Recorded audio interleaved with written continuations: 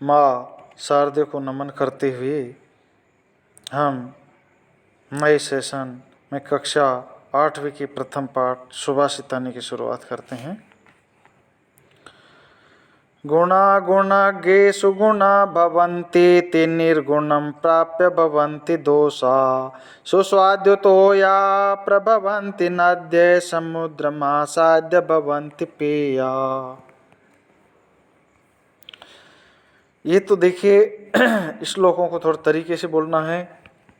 शेषर्वाचनम गुणा गुणाज्ञेषु गुणा भवन्ति ते निर्गुणं प्राप्य भवन्ति दोषा सुस्वाद्युतो या प्रभवन्ति नदी समुद्रमासाद्य भवन्ति पिया। गुण है वो गुण वाले व्यक्तियों के पास रहने पर ही वो गुण का काम करते हैं। ते निर्गुणम प्राप्य भवन्ति दोषा, वही गुण अगर निर्गुणी व्यक्ति के पास पहुंचते हैं तो आप जानते हो दोष में बदल जाते हैं। सुस्वाद्य तो या प्रभवंती नद्य, जैसे सुस्वादिष्ट पानी होता है, प्रभवंती नद्या पानी नदी नाले में और अपने यहाँ बहने पर वो स्वादिष्ट रहता है, परंतु वही पानी समुद्र मासाद्य भवन्ति पेया, समुद्र में पहुँचने पर पीने योग्य नहीं रहता है, खारा हो जाता है।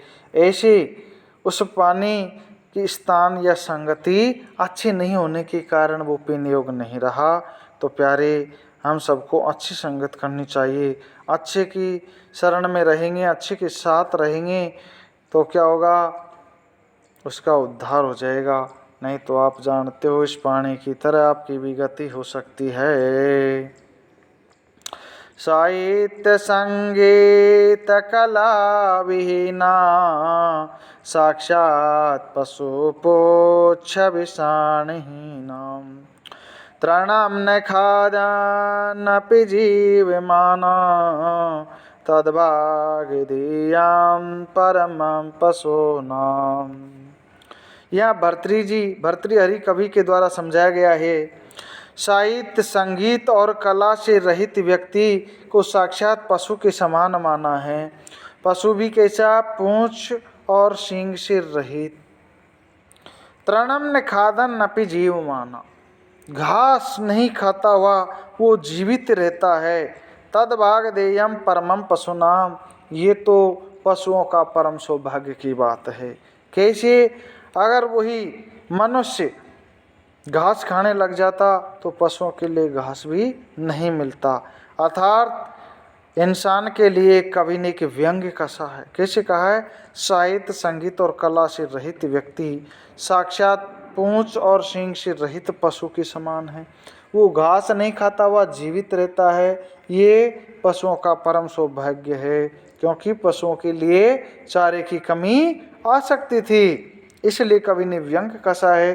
तो हमको साहित्य और संगीत कला का ज्ञान होना चाहिए। लुब्धस्य नश्यति यश, लुब्धस्य यस्यति नशे पिशुनस्य मैत्री नष्ट क्रियस्य कुलम अर्थपरस्य धर्मा विद्याफलं व्यसनिना कृपणस्य सौख्यम राज्यं प्रमत्सचिवस्य नराधपस्य।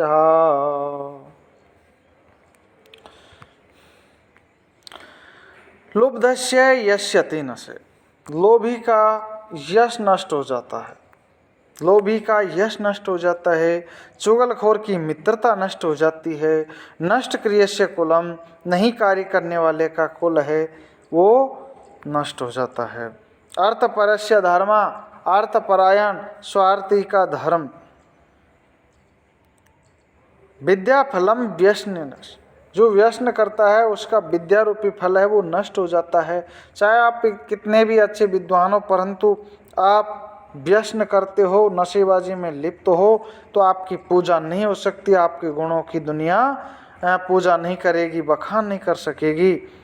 कृपणस्य सौख्यम, कृपण है कंजूस, कंजूस का सुख नहीं मिल सकता कृपण को, कंजूस को। राज्यम प्रमथ सचिवस्य नराधिपस्य। उस राज्य का जो सचिव होता है, मंत्री होता है, वो अगर मदमस्त वाला हो, प्रमत्त हो, नशा करने वाला हो, उस राजा का राज्य नष्ट हो सकता है। इसलिए हमको क्या करना चाहिए? अच्छा मंत्री, आप अगर अधिकारी बनते हो, अच्छे मंत्री बनते हो, तो अच्छे मंत्री का चयन करें। पीत्वा रसं तो कटुकं मधुरं समानं माधुर्यमेव जनेत् मधुमाक्षिकाक्षौ सन्तास्ततैषं सज्जनदुर्जनानां श्रुत्वा वचः मधुरसोक्तरसं सृजन्ति। पीत्वा रसम, रस पीकर, कड़वा और मीठा रस पी करके मधुमक्खी है वो समान रूप से मीठा ही शहद हमको देती है। मधुमक्खी के लिए कहा गया है कि चाहे कड़वा हो, फूलों के अंदर से वो रस लेती है, अनेक प्रकार का रस, चाहे वो मीठा हो, कड़वा हो, परंतु दोनों प्रकार का रस है वो मीठा ही देती है।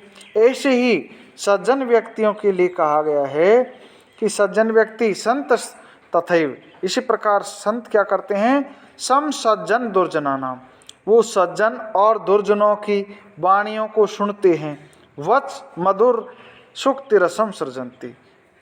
सज्जन और दुर्जन, आप जानते हो, सज्जन मीठी वाणी बोलते हैं और दुर्जन कैसी बोलते हैं तो आप भी जानते हो, कड़वी बोलते हैं। परंतु उन दोनों को सुन करके वो मीठी ही सुक्तियों का, मीठे ही रस का सृजन करते हैं, अर्थात अच्छी ही बात वो ग्रहण करते हैं, कभी भी बुरा नहीं मानते हैं, क्षमा कर देते हैं। तो इसलिए क्या करना चाहिए? अच्छे संत बनो, सज्जन बनो, अच्छे बनो, जिससे आपकी बड़ाई हो।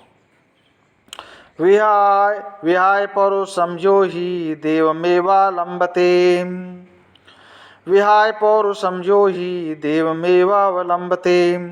प्रासाद सिंहवत तस्य मूर्धनि तिष्ठन्ति वायसा। विहाय पौरुषम ही देवम लंबते। आप अपने पौरुष को, कार्य को छोड़ करके और देव अपने भाग्य के भरोसे काम नहीं करें और बैठ जाएं, तो ये अच्छी बात नहीं है। क्योंकि कर्मण्यवधिकार अस्ति मा फलेषु कदाचन, गीता जी में कहा गया कि कर्म करते रहो, फल की इच्छा मत करो। समझ गए? तो इसलिए हमको क्या करना चाहिए? कर्म करना चाहिए। तो यहाँ यही समझाया गया है इस श्लोक के माध्यम से कि आप पौरुष करें। पौरुष का मतलब अपने कर्म से ही आप महान बन सकते हो। जन्म से कोई इंसान महान नहीं बना है। फिर समझाया है उदाहरण दे करके, प्रासाद सिंहवत तस्य मूर्धनि तिष्ठन्ति वायसा। जैसे आप अपने महल के आगे सिंह की मूर्ति अगर रख दे और सिंह जीवित नहीं हो, मूर्ति क्या करेगी बेचारी? उस पर, सिंह की मूर्ति पर वायस कौवे आकर के बैठ जाएंगे तो फिर भी शेर की मूर्ति कुछ नहीं करेगी। तो प्यारे बच्चों, आपके पौरुष को, आपकी कर्म को जगाना पड़ेगा, आपको मेहनत करनी पड़ेगी। आप चाहे विद्यालय में हो, चाहे घर हो, चाहे कहीं भी हो, अपने पुरुषार्थ को जगाइए, अच्छे कार्य कीजिए। ये इस श्लोक के माध्यम से समझाने की कोशिश की गई है आपको। पुष्पम फलम पत्रम छायामूलवल्कलदारुभिः धन्या महीरुहा येषां विमुखम यान्ति नार्थिना। वृक्षों के लिए कहा गया है, वृक्ष हमें पुष्प, फूल, पत्र, फल, छाया, मूल, वल्कल उसकी छाल, लकड़ी आदि हमको प्रदान करता है। धन्या महीरुहा, ऐसे वृक्ष है वो धन्यवाद के पात्र है, धन्य है। ऐसाम विमुखम यान्ति नार्थिना, धन्य है वृक्ष जो उनके विमुख हम जाते हैं फिर भी वो हमको सब कुछ देते हैं।